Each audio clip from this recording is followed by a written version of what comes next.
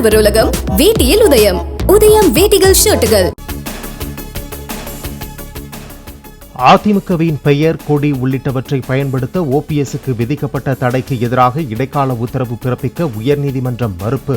இரட்டை இலை சின்னம் கோரி தேர்தல் ஆணையத்தை அணுக தடையில்லை என்றும் கருத்து. நாடு முழுவதும் களை கட்டியது வசந்த விழாவான ஹோலி. வயதை மறந்து வண்ணப் பொடிகளை தூவி ஆட்டம் பாட்டத்துடன் கொண்டாட்டம். பஞ்சாபின் அமிர்தசரஸில் ஹோலி கொண்டாடிய எல்லை பாதுகாப்பு படை வீரர்கள் ஒருவர் மீது ஒருவர் வண்ணப் பொடிகளை பூசி உற்சாகம். சென்னை சவுகார்பேட்டையில் ஹோலி கொண்டாடிய வடமாநில மக்கள் சாலையில் ஒருவர் மீது ஒருவர் கலர் நீரை பீச்சி அடித்து உற்சாகம். 111 வேட்பாளர்கள் அடங்கிய 5வது பட்டியலை வெளியிட்டது பாஜக. மத்திய அமைச்சர்கள் வி.கே. சிங், சௌபே மற்றும் வருண்காந்தி உள்ளிட்ட 37 பேருக்கு வாய்ப்பு மறுப்பு. ரவிசங்கர் பிரசாத், ஜெகதீஷ் ஷெட்டர் உள்ளிட்ட மூத்த தலைவர்களுக்கு பாஜக வேட்பாளர் பட்டியலில் இடம். நடிகை கங்கனா ரணாவத் ஹிமாச்சல பிரதேசத்திலும், நடிகர் அருண் கோவில் உத்தரப்பிரதேசத்திலும் போட்டி. தொழிலதிபரும் காங்கிரஸ் முன்னாள் எம்பியுமான நவீன் ஜிண்டால் பாஜகவில் இணைந்தார். ஹரியானா மாநிலம் குருஷேத்ரா தொகுதியின் வேட்பாளராக அறிவித்தது கட்சி தலைமை. மேற்கு வங்கத்தின் சந்தேஷ்காலி வன்கொடுமையில் பாதிக்கப்பட்ட பெண் ஒருவரையே வேட்பாளராக அறிவித்த பாஜக. கொடுமைக்கு எதிராக முதல் நபராக புகார் அளித்த ரேகா பத்ரா பாசிராத் மக்களவை தொகுதி வேட்பாளராக களம் காண்கிறார். பாஜகவில் இருந்து பிரிந்து தனி கட்சி நடத்தி வந்த முன்னாள் அமைச்சர் ஜனார்தன் ரெட்டி மீண்டும் பாஜகவில் இணைந்தார். தேச நலனுக்காகவும் மோடியை மீண்டும் பிரதமராகவும் தாய் வீடு திரும்பியதாக விளக்கம்.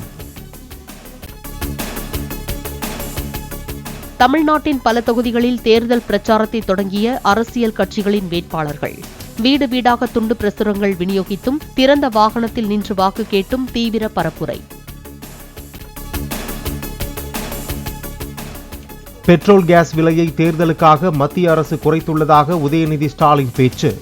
மாநில உரிமைகளை மீட்டெடுக்க இந்தியா கூட்டணியை ஆட்சியில் அமர்த்த வலியுறுத்தல். நெல்லை, மயிலாடுதுறை வேட்பாளர்கள் இன்று மாலைக்குள் அறிவிக்கப்படுவார்கள் என தமிழ்நாடு காங்கிரஸ் கமிட்டி தலைவர் செல்வ பெருந்தகை தகவல். விளவங்கோடு இடைத்தேர்தலுக்கான வேட்பாளரும் இன்றே அறிவிக்கப்பட உள்ளதாக பேட்டி. மக்களவைத் தேர்தலில் தமிழகத்தில் அதிமுகவுக்கும் திமுகவுக்கும் இடையேதான் நேரடி போட்டி. திருச்சியில் அதிமுக மற்றும் கூட்டணி கட்சி வேட்பாளர்களை அறிமுகப்படுத்திய பின் எடப்பாடி பழனிசாமி பேச்சு. தேர்தலிலே போட்டி என்று வருகிற பொழுது அண்ணா திமுகவா திமுகவா என்பதை இந்த நாடு அறியும், தமிழ்நாடு மக்கள் அறிவார்கள்.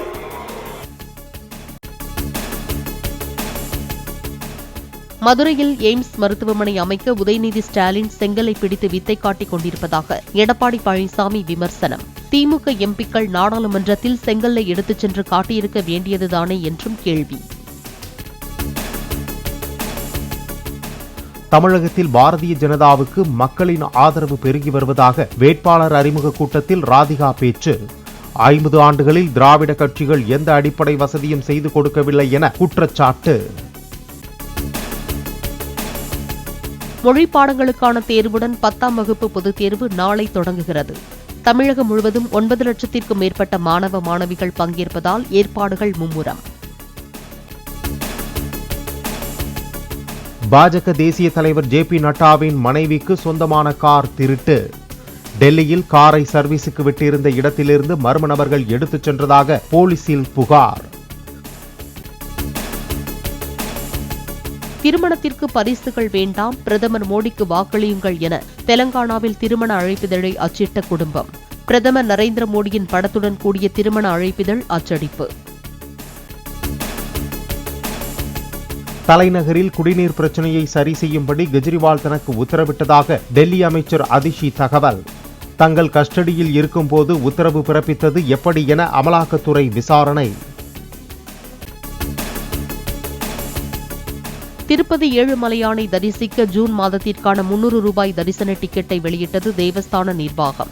தேவஸ்தான இணையதளத்தில் பக்தர்கள் முன்பதிவு செய்து கொள்ளலாம் என அறிவிப்பு. கொண்டாட்டம் உதயம் கோலாகலம். ஆடவர் உலகம் வேட்டியில் உதயம். உதயம் வேட்டிகள் ஷர்ட்டுகள்.